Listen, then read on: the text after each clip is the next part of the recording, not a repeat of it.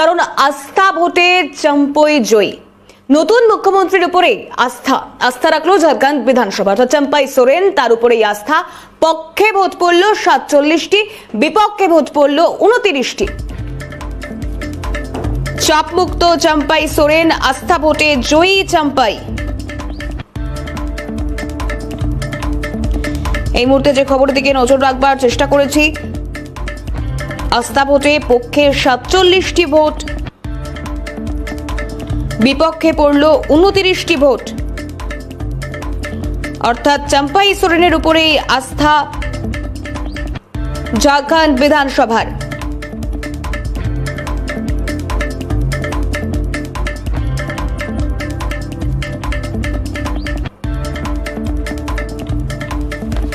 এই মুহূর্তে সরাসরি অঞ্জিত আমাদের প্রতিনিধি রয়েছেন আমাদের সঙ্গে। অঞ্জিত, ঠিক কি আপডেট রয়েছে? কারণ আস্থা ভোট আর আস্থা সেই চম্পাই সোরেনের উপরেই, ঠিক কি আপডেট?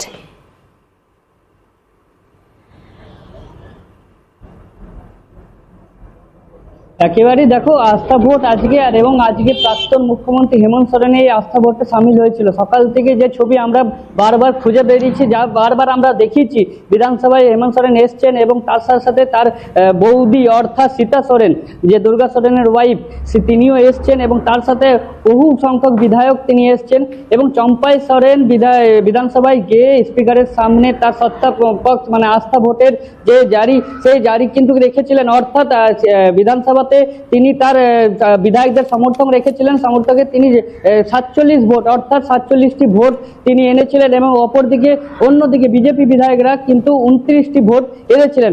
অর্থাৎ সত্তা যে হিসাবে যে গ্রহণ করেছেন সেটা চম্পাই সোরেনের এখনো পর্যন্ত যে আপডেট উঠে আসছে, চম্পাই সোরেন সত্তা ভোটে কিন্তু পেয়েছেন। তার সাথে আমি আরেকটা জিনিস জানাই যে 47টি যে ভোট পেয়েছেন সেটাতে কিন্তু যে বিরোধী দলের বিধায়করা তারা কিন্তু প্রশ্ন বারবার তুলে আনছে যে এই 1 সালের যে কার্যকাল বাকি আছে হেমন্ত সোরেনের, সেই কার্যকালে চম্পাই সোরেন যদি বিধায়ক হিসাবে শপথ গ্রহণ নিলেন, মুখ্যমন্ত্রী হিসাবে শপথ গ্রহণ নিলেন এবং তার সাথে যে 47টি বিধায়ক আছে, পরবর্তী যে ভোট, সেই পরবর্তী ভোটে কিন্তু এই বিধানসভাতে আমার যেটা বিধায়কদের বলার বক্তব্য যে তারা কিন্তু জেএমএম এর সঙ্গে থাকবে না, কারণ জেএমএম এর যে দুর্নীতি তারা কিন্তু এইভাবে বরদাস্ত করছে, রাম জনতা তাদের মুখের উপর জবাব দেবে, এই প্রশ্ন রাখছেন কিন্তু বিজেপি বিধায়করা। অর্থাৎ যে প্রশ্ন লিক, প্রশ্ন চুরি। অঞ্জিত, আমাদের সঙ্গে থাকো। বিজেপির সাংসদ দিলীপ ঘোষ আমাদের সঙ্গে টেলিফোন লাইনে রয়েছেন। দিলীপ বাবু, স্বাগত জানাবো আপনাকে ক্যালকাটা নিউজে। চম্পাই সোরেন অর্থাৎ এই ঝাড়খণ্ডের রাজনীতির দিকে এই মুহূর্তে নজর রাখা যায়, তাহলে এত ডামাডোলের মাঝে আস্থা ভোটে চম্পাই সোরেন সেই জয়ী হলেন, পক্ষে 47টি ভোট গেল। কিভাবে দেখছেন গোটা বিষয়টা? ওই সরকারের তো মেজরিটি আছেই, আর যেটা বিধানসভা ভোটে মানুষ রায় দিয়েছে সেটাই সর্বোপরি, আর যেটা ফ্লোরে প্রমাণিত ওটাই সর্বোপরি। সেই সরকারের যিনি মাথা ছিলেন তিনি দুর্নীতিগ্রস্ত, তার বিরুদ্ধে তদন্ত চলছে, তাকে দেখেছে, মনে হয় যে তিনি দুর্নীতি করেছেন, তাই তিনি অ্যারেস্ট হয়েছেন। রাজনৈতিক দিল্লিতেও তাই চলছে, সেখানে সরকারের যে দুর্নীতি সরকারের মাথার দিকে যাচ্ছে তার তদন্ত চলছে। তাতে সরকার পড়ে যাওয়ার বা মেজরিটি না হওয়ার কোনো কারণ নেই, আর যেটা ফ্লোরে প্রমাণ হয়েছে সেটাই ঠিক। বেশ, অনেক ধন্যবাদ জানাবো আপনাকে। বিজেপির সাংসদ দিলীপ ঘোষ কথা বলছিলাম তার সঙ্গে। আমি অঞ্জিতের কাছেই যাওয়ার চেষ্টা করব। অঞ্জিত যে বিষয় নিয়ে আমাদেরকে বিস্তারিত জানাচ্ছিল। অঞ্জিত, সেক্ষেত্রে দাঁড়িয়ে এই এতগুলো দিনের ডামাডোল সবটা পেরিয়ে যখন চম্পাই সোরেনের মুখে হাসিটা ফুটলো, আস্থা ভোটে তিনি জয় পেলেন, সেক্ষেত্রে এই মুহূর্তে ঝাড়খণ্ডের রাজনৈতিক সমীকরণ কি বলছে অঞ্জিত?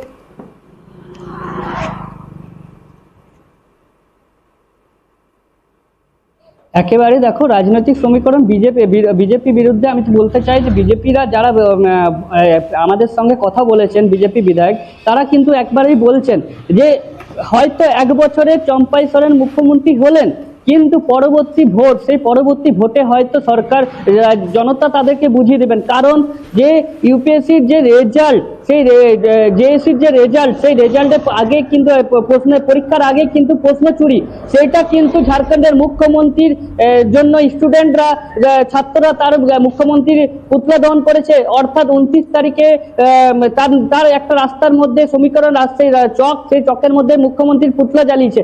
অর্থাৎ তার পরের দিন মুখ্যমন্ত্রীকে অ্যারেস্ট হতে হয়। অর্থাৎ চম্পাই সরেন এর পরবর্তী মুখ্যমন্ত্রী হয় এবং সেই চম্পাই সরেন অবশ্যই পরবর্তী ক্ষেত্রে কিভাবে কতটা পরিবর্তন হয়, কি থাকে ঝাড়খণ্ডের রাজনীতি, সেদিকেই নজর থাকবে। আপাতত ধন্যবাদ অঞ্চিত।